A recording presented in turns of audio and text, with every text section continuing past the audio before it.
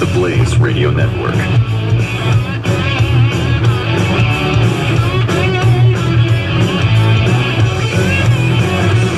This is the Morning Blaze with Doc Thompson. Hi. Officially, the nuttiness has begun. What was that you just tweeted? I just tweeted a picture. You can follow my Twitter at twitter.com/skiplacombe. It's one of the deer targets here at H&H. Yes, it's one of the deer targets. You know, they have for archery. They've got the area kind of cut out where the kill spot is, and I just tweeted, "This guy's been staring at me for 12 hours. Not cool, bro. Not cool." I looked up, and he is staring directly at you. Dude, he really is. He is right at you. Like once we're about 12 hours in, I've been working. I've seen him over there, but I didn't realize he is. Okay, now that you pointed out, he's freaking me Dude, out, I man. know. I did the same thing when I looked up. Okay, now I gotta look away. He is really freaking me out. We may have to turn him around. I'm gonna talk to Miles. We're gonna turn him around a bit. I'm not looking over there anymore. All right, let's go to line 28 now. Rich Hoffman joining us. How are you, sir? Hey, I'm all right, but the question is, how are you? We're getting a little nutty here, a little paranoid. The sleep deprivation is making us paranoid. I'm not kidding. Once he pointed out that deer, it's really freaking me out. You got to check out the picture. Look, you got 4 hours ago. Actually, we've got 12 hours and 9 minutes. 12 hours and 9 minutes. Well, okay, sorry. But you guys have been all over the country, haven't you? Oh, we've been all over the place recently. Yeah, we've traveled about 33,000 miles this year so far. Rich Hoffman is a proud Tea Party goer, and I met him a few years ago when I was working in the Cincinnati area, and we quickly became friends because Rich he's a great guy, very solid. Author as well, Tail of the Dragon. Did I get that right off the top of my head? You got it. Tail of the Dragon. Who's always been consistent in his message, and I've always appreciated our friendship, Rich, just to let you know. Oh, well, it's just growing stronger. I'm quite fond of you. It was a little sarcasm. We have a love fest here all over the country. Well, you gotta understand, like I said, the sleep deprivation's getting to me. The inhibitions are rolling. You must be missing your wife.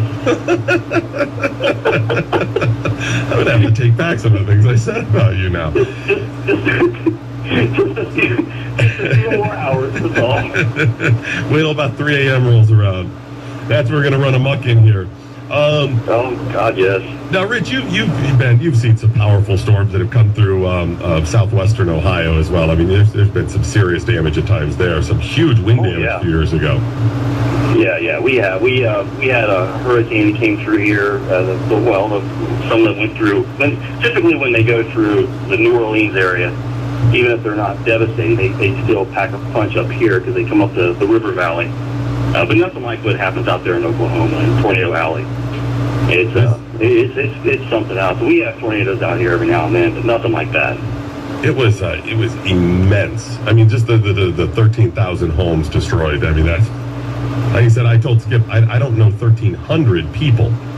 I'm serious. I mean, how many people do you actually communicate with on a regular basis? It's probably, a couple of hundred, maybe. So 13,000 homes destroyed. Bad on that kind of destruction. Rich, I got to get your take on what's going on with the Tea Parties being targeted by the IRS. As somebody that's been a part of the Tea Parties, I got to get your take. You saw that Lois Lerner now today has either been put on administrative leave or fired. Well, if you're a government employee, you never get fired. You just get put on leave, and they put you on the back burner somewhere until you cool off, and then they give you a nice retirement, and you end up in the Bahamas somehow. Are we in agreement that clearly it was political, and clearly it goes pretty high up, and clearly they were targeting conservatives? You're not in dispute on that? Not one bit. I think I'm probably to the right of you, both of you. Well, I went all in the other day. My thing is you count the red flags, red flag, and when you get enough of them, you start going, okay, there's something significantly, you can prove it with the number of red flags. My final all in was when, in the middle of all of this, as they're talking about targeting Tea Party, whatever, that we got the message that the targeting began the day after the union head, the people who, the head of the union over the IRS agents, visited the White House. Yep. The day after. Sorry, that was my final all in. Well, yeah, there's no question what happened. When you were in the local market here in Cincinnati where I live, we dealt with this with the school levies. you see how the teacher unions, there's a wink and a nod, and it's they sort of have this hive-like mentality that as soon as they need something implemented, they wink, and everybody knows what it means, and they just go at it. Because the mantra is to just go along and get along because the pay is so good, and no one wants to jeopardize their fine government package. Well, and I think the union is a key part of this too, Rich, because it doesn't, even if, I'm not claiming he did, whether he did or not, but let's say for a moment, hypothetically, the president actually wanted to put out some sort of edict to, give the Tea Parties the business.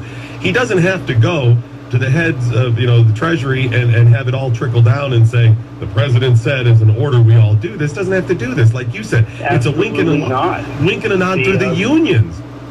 Right. Hypothetically, you say the union head, this lady's there at the White House, and she's taking this little seminar that had 200 people in it, and she shakes hands with the president on the way out, and she says, "How you doing, Mr. President?" And he says, "Well, I'm a little nervous. I'm a little nervous about my chances." And she's like, "Well, we'll see if we can't help you out with that. We have your back." Right. And then she leaves the White House and she talks to Lois Lerner, and Lois says to this union head, "Well, how's the president doing? How was your trip at the White House?" "Well, he's worried that some of these Tea Party groups are front organizations for Republican money, and he's just really concerned that he's not going to be able to compete with the fundraising efforts." And then Lois might hypothetically say, "Hey, well, let's have a look at them and see if we can't ascertain the information." Right. And then So it doesn't even have to go through official channels of hierarchy because you have that union element there. I think that's really obvious to me. Yeah, it's extremely obvious. No one breaks the law. No one does anything wrong. But it's highly corrupt and corrosive. I pointed out too. We fought against in the late 1800s the spoils system that allowed anybody who got elected to office to simply fill it with their cronies and party boys.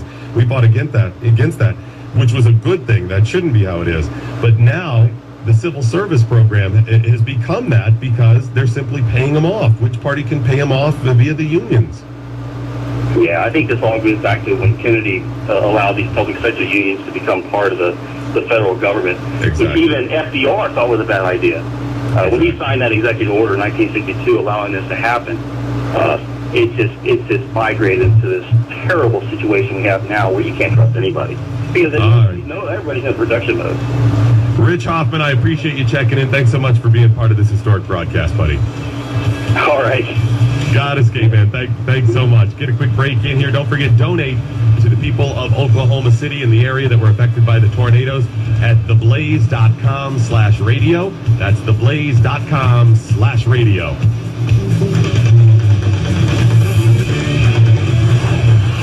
The Morning Blaze with Doc Thompson.